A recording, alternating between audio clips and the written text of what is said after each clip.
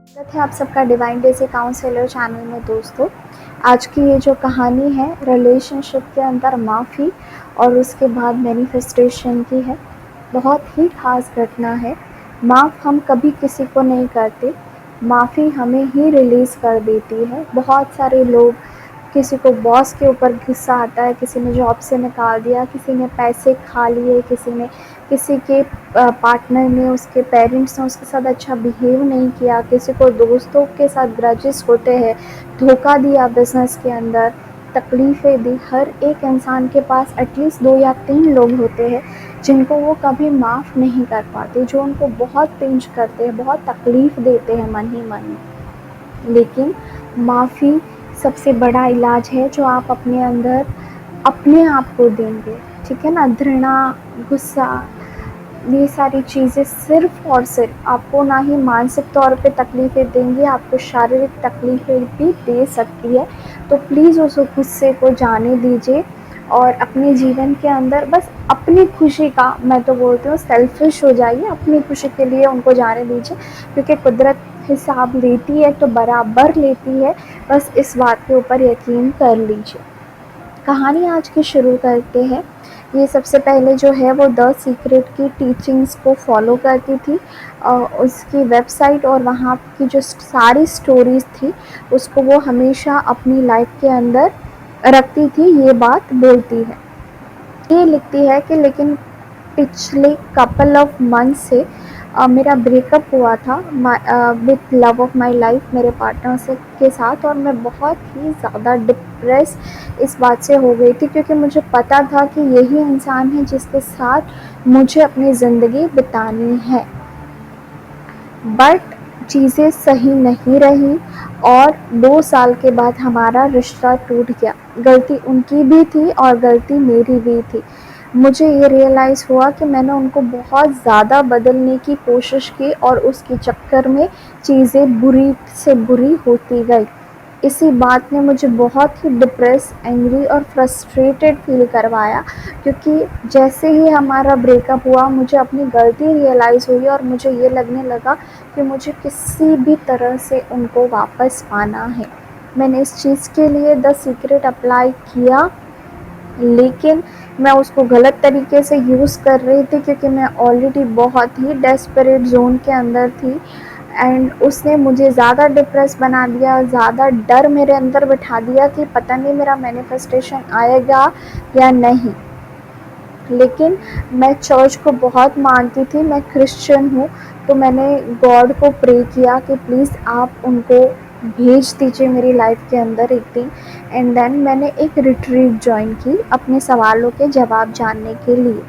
Retreat मतलब कुछ लोग मिलके जो रिलीजियस प्रैक्टिस मेडिटेशन ही करते हैं, ऐसे सब।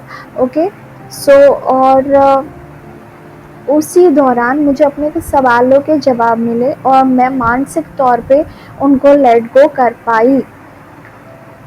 ये वो समय था जब मुझे लगा कि मैंने डायरेक्टली गॉड से बात की एंड मैंने उनसे मदद मांगी कि मुझे क्या करना चाहिए। मुझे जवाब आया कि उसको माफ़ कर देना चाहिए।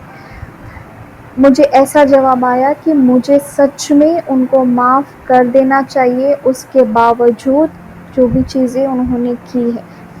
बस पिछले 6 महीने से जो जवाब मैं ढूंढ रही थी, मुझे लगा शायद यही है।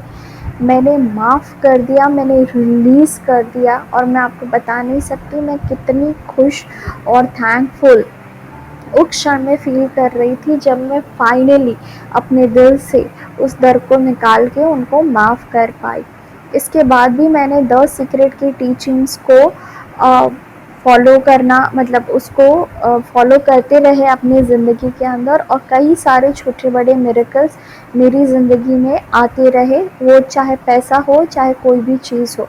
मैं कई सारे नए लोगों से मिली, बहुत सारे नए दोस्तों से मिली, बहुत सारी अच्छी नई एक्टिविटी मेरी इंटरेस्ट की जिसके अंदर मैं इंटरेस्ट लेने लगी और करने लगी।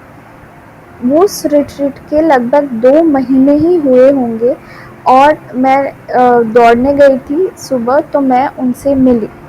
उस टाइम पे मैं उनके दोस्तों के साथ बात कर रही थी और उन्होंने मुझे उस टाइम पे अप्रोच किया और उन्होंने बोला कि वो पिछले कुछ दिनों से कॉन्स्टेंटली मेरे बारे में सोच रहे थे, वो मुझे मिस कर रहे थे एंड उनको समझ में नहीं आ रहा है कि बात कहाँ से शुरू करें, पर वो बोल रहे थे दैट ही वॉज होपिंग कि मैं उनको माफ़ कर दूँ and I was really surprise. Definitely surprise तो मिलेगा। ये लिखती है कि मुझे इतना खुश फील हुआ और इन्होंने ये सारे जो शब्द मेरे लिए बोले कि वो मुझे मिस करते थे, उसने मुझे इतना खुश कर दिया। और उनके साथ उसी टाइम बात करते टाइम मैंने माइंड बना लिया था कि हाँ जी, मैं अपने रिलेशनशिप को सेकेंड चांस देना चाहती हूँ। मैंने उनको दिल से माफ़ कर दिया था और मुझे उस दिन जब वो वापस आए इतना ग्रेटफुलनेस फील हो रहा था that I can not express. And में उन्होंने लिखा है कि मैंने ये सीखा है कि please forgive people despite of the all pain that has caused. Please आप ग्रेटफुल रहिए जो चीज़ें आपके प्रेजेंट में हैं और हमेशा हमेशा हमेशा यूनिवर्स को थैंक यू बोलते रहिए, जो भी ब्लेसिंग्स और अबंडेंस वो आपके रास्ते में आने वाले मतलब भेजने वाले हैं उसके लिए। इन्होंने एंड में लिखा है कि जिस तरह मैं खुश हुई, माफ़ी ने मुझे रिलीज़ किया, होपफुली आपके जीवन में भी परमात्मा बहुत सारी खुशियाँ बहुत जल्दी भेजे, यूनिवर्स आपको बहुत खुश रखे। ये कहानी यहीं ख़त्म होती है। फॉरगिवनेस की कहानी है। इन्होंने अपना खोया प्यार वापस पाया, लेकिन हर टाइम पे माफ़ी इसलिए नहीं देनी चाहिए कि हमें कुछ चाहिए। माफ़ी बस इसलिए देनी चाहिए ताकि हम अपने आप को उस बोझ से रिलीज़ कर पाए। मैं खुद जानती हूँ ये चीज़ आसान तो नहीं होती है, लेकिन हमें इसी थॉट के साथ करना होता है कि ये मेरा फ़ायदा है, अपने लिए मैं कर रही हूँ, किसी के लिए नहीं। क्योंकि गुस्से में रहना मुझे तकलीफ़ देता है। किसी और वीडियो के साथ जल्दी मिलेंगे। Thank you so much.